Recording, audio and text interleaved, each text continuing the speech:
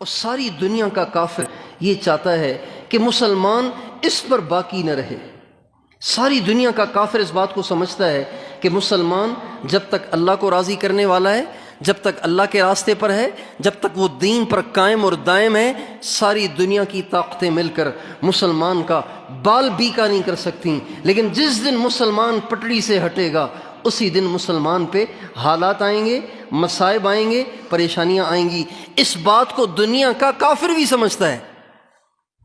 اس لیے وہ ہماری نسلوں پر خفیہ طریقے کے ساتھ اور غیر شعوری طریقوں کے ساتھ محنت کر کے ہماری نسلوں کو بگاڑ رہا ہے، ہماری نسلوں کو بگاڑ رہا ہے، ہماری نسلوں کو دین سے دور کر رہا ہے، ہماری نسلوں کو اللہ سے دور کر رہا ہے، ہماری نسلوں کو حضرت محمد صلی اللہ علیہ وسلم سے دور کر رہا ہے، اپنے نبی کے طریقے سے دور کر رہا ہے، اور ایسے خوبصورت طریقے سے کر رہا ہے کہ ہمیں پتہ بھی نہیں چل رہا۔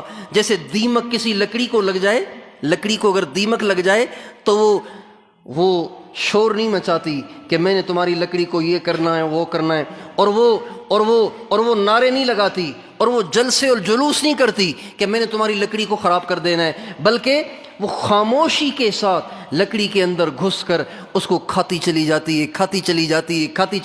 ہے، یہاں تک کہ وہ لکڑی سوائے آگ میں جلائے جانے کے کسی کام کے قابل نہیں رہتی۔ نہ وہ شیطیر بن سکتی ہے، نہ وہ پلر بن سکتی ہے، نہ وہ کھڑکی اور دروازہ بن سکتی ہے، نہ وہ کرسی اور صوفہ بن سکتی ہے، اور نہ وہ چارپائی بن سکتی ہے۔ اتنی وہ لکڑی بیکار ہو جاتی ہے جب اسے دیمک لگ جائے۔ میرے محترم بھائی اور دوستو، آج میری اور آپ کی نوجوان نسل کو ایک دیمک لگ گیا ہے، ایک دیمک لگ گیا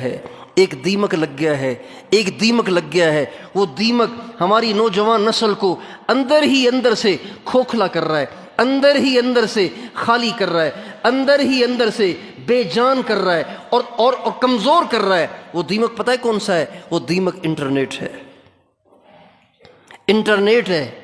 انٹرنیٹ وہ دیمک ہے جو ہماری نوجوان نسل کو لگ گیا ہے، ہماری نوجوان بچیوں کو لگ گیا ہے، ہمارے نوجوان لڑکوں کو لگ گیا ہے، اور ایسا لگا ہے کہ اس کا فرق ہر ذی شعور اپنی آنکھوں سے مشاہدہ کر سکتا ہے۔ اب میں جو ہی یہاں داخل ہوا تو ایک دم جو نظر مجمع پہ رکھی تو یہاں کے جو بوڑھے ہیں ان کا حلیہ کچھ اور ہے، اور یہاں کے جو نوجوان ہیں ان کا حلیہ کچھ اور ہے۔ یہاں کے جو بوڑھے بیٹھے ہوئے ہیں ان کا طرز زندگی کچھ اور لگ رہا ہے، اور یہ جو اتنے سارے نوجوان بیٹھے ہوئے ہیں ان کا طرز زندگی کچھ اور لگ رہا ہے۔ یہ جو بوڑھے بیٹھے ہوئے ہیں ان کی شکلیں کچھ اور لگ رہی ہیں، اور یہ جو نوجوان بیٹھے ہوئے ہیں ان میں سے اکثروں کی شکلیں کچھ اور لگ رہی ہیں۔ تو یہ بات بتا رہی ہے کہ دیمک اپنا کام کر رہا ہے، اور اندر ہی اندر سے ان کو دین سے کھوکھلا کر رہا ہے، ایمان سے کھوکھلا کر رہا ہے، اللہ اور اس کے رسول کی محبت سے کھوکھلا کر رہا ہے۔ ہماری نوجوان نسل انٹرنیٹ میں مبتلا ہو کر حضور اکرم صلی اللہ علیہ وسلم کی محبت سے محروم ہو گئی۔ آج ہماری نوجوان نسل کے لیے سرکار دو عالم، وجہ کائنات، رسالت مآب صلی اللہ علیہ وسلم آئیڈیل نہیں رہے، نمونہ نہیں رہے، بلکہ آج کا انگریز اور آج کا ماڈرن اور آج کا ایکٹر اور آج کا سنگر اور آج کا ڈانسر اور آج کا کرکٹر اور آج کا دنیا دار،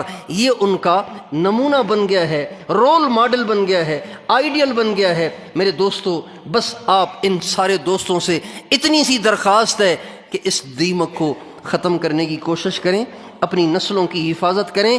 ایسے نہ ہو کہ یہ نسل یوں کھوکھلا ہوتے ہوتے اس سطح تک پہنچے کہ پھر آپ ان کو دین کی طرف واپس نہ لا سکیں۔ اس لیے کہ انٹرنیٹ کا انتہائی اثر یہ ہے کہ لوگ اللہ سے انکاری ہو جائیں، اللہ کے نبی سے انکاری ہو جائیں، آخرت سے انکاری ہو جائیں، اور لوگ ہو رہے ہیں، ہزاروں پختون نوجوان ہیں جو خدا کے انکاری ہو گئے، آخرت کے انکاری ہو گئے۔ ابھی قریب میں 2 ہفتے پہلے ہمارا خیبر پختونخوا کے ایک علاقے میں جانا ہوا، وہاں کے علماء نے مجھے بتایا یہاں بہت نوجوان ایسے رہتے ہیں جو اللہ کو نہیں مانتے، اور یہ ساری انٹرنیٹ کی کارستانیاں ہیں، یہ ساری انٹرنیٹ کی گلکاریاں ہیں، یہ ساری انٹرنیٹ کی کارگزاریاں ہیں، یہ جو بڑے بڑے موبائل آپ نے اپنے جیبوں میں رکھے ہوئے ہیں میرے دوستو، یہ کالے سانپ ہیں، یہ کالے اژدہے ہیں، یہ آپ کو اس طریقے سے ڈس رہے ہیں کہ آپ کو پتہ بھی نہیں چل رہا۔ اس لیے میں اور آپ یہ نیت کریں کہ ہمیں ماڈرن نہیں بننا، ہمیں محمد مصطفیٰ کا غلام بننا ہے۔ کیوں بھی بتاؤ کیا بننا ہے؟ کس کا غلام بننا ہے؟ محمد مصطفیٰ کا غلام بننا ہے، اپنے پیارے نبی کا غلام بننا ہے، آخرت کی تیاری کرنی ہے، اللہ کو راضی کرنا ہے۔ ارے دوستو، دنیا گزر جائے گی، ان خیموں میں بھی، ان کیمپوں میں بھی، ان کچے مکانوں میں بھی اور ان کمزور مکانوں میں بھی گزر جائے گی، لیکن آخرت کی زندگی کروڑ برس کی ہے۔ اگر وہ زندگی ہم نے نہ بنائی تو ہمارا کیا بنے گا؟ آخرت میں کیا ہوگا؟ قبر میں کیا ہوگا؟ جو آپ کے آباء و اجداد قبروں میں چلے گئے، آپ کو پتہ ہے ان کے ساتھ کیا ہو رہا ہے؟ کبھی انہوں نے قبروں سے نکل کے بتایا ہمارے ساتھ کیا ہو رہا ہے؟ اس لیے مرنے سے پہلے ہم اور آپ اللہ کے سچے بندے اور صحیح معنی میں مسلم اور مومن اور حضرت محمد مصطفیٰ احمد مجتبیٰ صلی اللہ علیہ وسلم کے امتی اور ان کے غلام بن کر زندگی گزارنے کی نیت کریں۔ کون کون نیت کرتا ہے انشاءاللہ؟